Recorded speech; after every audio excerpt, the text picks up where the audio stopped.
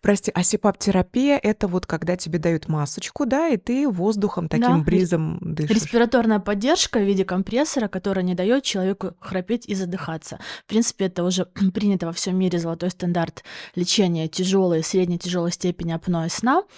И этого не нужно бояться.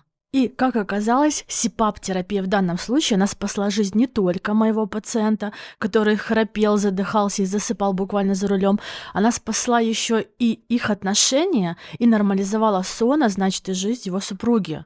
А ты прекрасно понимаешь, если женщина счастлива, если она выспалась, то счастливы в семье все. Да. И муж, и дети, и домашние животные, и сотрудники на работе